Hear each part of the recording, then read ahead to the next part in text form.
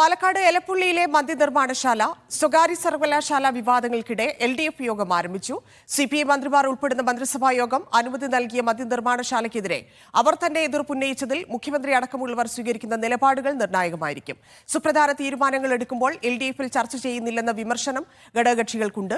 CPI ആസ്ഥാനമായ MN സ്മാരകത്തിലാണ് യോഗം ചേരുന്നത്. സൈലാബ്ദീൻ ചേരുന്നുണ്ട്. സൈഫ്, ഒരു പുനഃപരിശോധനയ്ക്ക് പോലും ഈ മദ്യനിർമ്മാണശാല ഉൾപ്പെടെയുള്ള കാര്യങ്ങളിൽ പുനഃപരിശോധന പോലും ആവശ്യപ്പെട്ടത് കണക്കിലെടുക്കാതെ സർക്കാർ മുന്നോട്ട് പോകുന്നതിലുള്ള കടുത്ത അതൃപ്തി ഘടകകക്ഷികൾക്കുണ്ട്.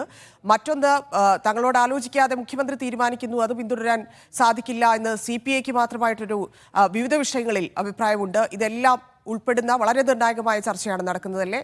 എന്താണ് ഇപ്പോൾ സംഭവിക്കുന്നത്? അതേ തന്നെയാ പ്രധാനപ്പെട്ട തീരുമാനങ്ങൾ, ചർച്ചകളെല്ലാം ഇന്നത്തെ LDF യോഗത്തിൽ, MN സ്മാരകത്തിൽ ഇപ്പോൾ നടന്നുകൊണ്ടിരിക്കുന്ന LDF യോഗത്തിൽ ഉണ്ടാകും. നവീകരിച്ച MN സ്മാരകത്തിൽ ആദ്യമായിട്ടാണ് LDF യോഗം ചേരുന്നത്. LDFന്റെ യോഗം സാധാരണഗതിയിൽ AK സെന്ററിലാണ്. ഇത് CPIയുടെ ഒരു അഭ്യർത്ഥന പ്രകാരമാണ് LDF യോഗം ഇന്നത്തേക്ക് ഇവിടത്തേക്ക് മാറ്റിയത്.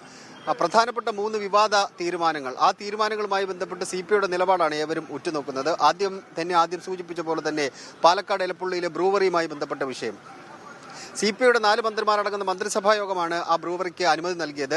അനുമതി നൽകിയതിന് പിന്നാലെ CPIയുടെ പ്രാദേശിക നേതൃത്വം, പാലക്കാട് പ്രാദേശിക നേതൃത്വം ഇതിനെതിരെ രംഗത്ത് വന്നു. കുടിവെള്ള ക്ഷാമമുണ്ടാകും, കുടിവെള്ള ചൂഷണമുണ്ടാകും, അതുകൊണ്ട് പദ്ധതിയുമായി ബന്ധപ്പെട്ട് CPI സഹകരിക്കരുത് എന്നാവശ്യപ്പെട്ടുകൊണ്ട് ഒരു കത്ത് സംസ്ഥാന നേതൃത്വത്തിന് പാലക്കാട് പ്രാദേശിക നേതൃത്വം നൽകുന്നു.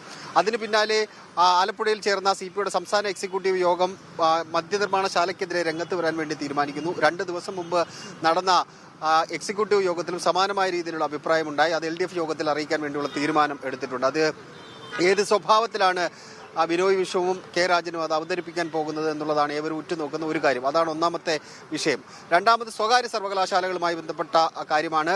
സ്വകാര്യ സർവകലാശാലകൾ അനുവദിക്കാനുള്ള തീരുമാനമെടുത്ത മന്ത്രിസഭാ യോഗത്തിൽ തന്നെ CPIയുടെ എതിർപ്പ് കൃഷിമന്ത്രിയായ P പ്രസാദ് മുന്നോട്ട് വെച്ചിരുന്നു. കാർഷിക സർവകലാശാലയടക്കം കേരളത്തിലെ മറ്റ് സർവകലാശാലകളുടെ അവസ്ഥകൾ എന്താകും എന്നത് പഠിച്ചിട്ടുണ്ടോ എന്ന് ചോദ്യം ഉന്നയിച്ചുകൊണ്ട് വിശദമായ പഠനത്തിന് ശേഷം മതി അത് നടപ്പാക്കുന്നത് എന്ന നിർദ്ദേശം അദ്ദേഹം മുന്നോട്ട് വെച്ചെങ്കിലും അത് തീരുമാനത്തിൽ നിന്ന് പിന്നോട്ട് പോകാൻ വേണ്ടി മുഖ്യമന്ത്രി തയ്യാറായില്ല. സ്വകാര്യ സർവകലാശാലയ്ക്ക് അനുമതി നൽകാനുള്ള തീരുമാനം മന്ത്രിസഭാ യോഗം എടുക്കുന്നു. ആ കരട് ബില്ല് അംഗീകരിക്കുന്നു. 3-ാം തീയതി അത് നിയമസഭയിലേക്ക് പാസ്സാക്കി കൊണ്ടുപോകാൻ അത് 3-ാം തീയതി വരികയാണ്.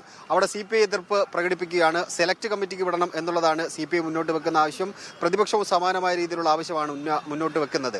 സെലക്ട് കമ്മിറ്റിക്ക് വിടുകയാണെന്നുണ്ടെങ്കിൽ പൊതുജനങ്ങളുടെ അടക്കം അഭിപ്രായം തേടിക്കൊണ്ട് 6 മാസമെങ്കിലും കഴിയും സെലക്ട് കമ്മിറ്റി അത് വിശദമായ പരിശോധന നടത്തിയ ബില്ല് തിരികെ നിയമസഭയിലേക്ക് എത്താൻ. അത്രയും കാലം എന്തായാലും കാത്തിരിക്കുമോ എന്നുള്ള ചോദ്യം നിലനിൽക്കുന്നു. അതിൽ CPIയുടെ നിലപാട് എന്തായിരിക്കും എന്നുള്ള പ്രസക്തമായ രണ്ടാമത്തെ ചോദ്യം നിൽക്കുന്നു. മൂന്നാമത് കിഫ്ബി വഴി നിർമ്മിച്ച റോഡുമായി ബന്ധപ്പെട്ട വിഷയമാണ്. റോഡ് വഴി ടോൾ ഈടാക്കരുത് എന്ന ആവശ്യം അത് CPI ഇന്നത്തെ യോഗത്തിൽ മുന്നോട്ട് വെക്കാനുള്ള സാധ്യത നിലനിൽക്കുന്നുണ്ട്. അങ്ങനെ പ്രധാനപ്പെട്ട കാര്യങ്ങളാണ് ഇന്നത്തെ യോഗത്തിന്റെ പരിഗണനയിലേക്ക് വരുന്നത്. യോഗത്തിന്റെ ഏറ്റവും പ്രധാനപ്പെട്ട അജണ്ട സംസ്ഥാനത്തെ കേന്ദ്ര ബജറ്റിൽ അവഗണിച്ചതിനെതിരായ പ്രക്ഷോഭ പരിപാടികളാണ്. പക്ഷേ ഈ വിഷയങ്ങൾ ഇന്നത്തെ LDF യോഗത്തിൽ ചർച്ചയ്ക്ക് വരും തന്നെ.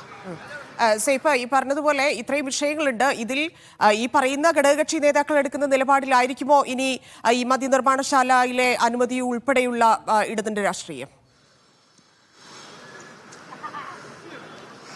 അത് CPI അങ്ങനെ ഒരു എതിർപ്പ് പ്രകടിപ്പിക്കുമ്പോൾ അതിനെ മുഖ്യമന്ത്രി എങ്ങനെ കാണുന്നു എന്നുള്ളതാണ് നോക്കിക്കാണേണ്ടത്. മുഖ്യമന്ത്രി എന്ത് അഭിപ്രായം പറയും എന്നുള്ളത് പ്രസക്തമായ ചോദ്യമാണ്. കാരണം മദ്യനിർമ്മാണശാലയ്ക്ക് അനുമതി നൽകിയത് മന്ത്രിസഭയാണ്. മന്ത്രിസഭയിൽ CPIയുടെ 4 മന്ത്രിമാരുണ്ട്. നിങ്ങളുടെ എതിർപ്പ് നിങ്ങൾ എന്തുകൊണ്ട് മന്ത്രിസഭാ യോഗത്തിൽ പറഞ്ഞില്ല എന്ന ചോദ്യം മുഖ്യമന്ത്രി മുന്നോട്ട് വെച്ചാൽ CPIക്ക് ഉത്തരവില്ലാതെ ആയിപ്പോവും.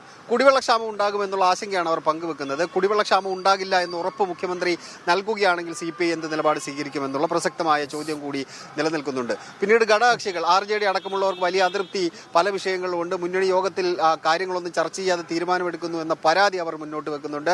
അങ്ങനെ ഇടത് രാഷ്ട്രീയവുമായി ബന്ധപ്പെട്ട പ്രധാനപ്പെട്ട തീരുമാനങ്ങൾ എടുത്ത് അവർ നിൽക്കുമ്പോൾ അതിനുള്ളിൽ നിന്ന് തന്നെ ചില പ്രശ്നങ്ങൾ ഉടലെടുത്ത് വരുന്നു. അത് പരിഹരിക്കാൻ വേണ്ടിയുള്ള ചർച്ചകൾ അതെങ്ങനെ പോകും എന്നുള്ളത് നമ്മൾ കാത്തിരുന്ന് കാണേണ്ടതാണ്. എന്തായാലും അരമണിക്കൂർ കഴിയുന്നു. ഒരുപക്ഷെ 1 മണിക്കൂർ കൂടെ ആ യോഗം നീണ്ടു നിന്നേക്കാം തന്നെയാണ്.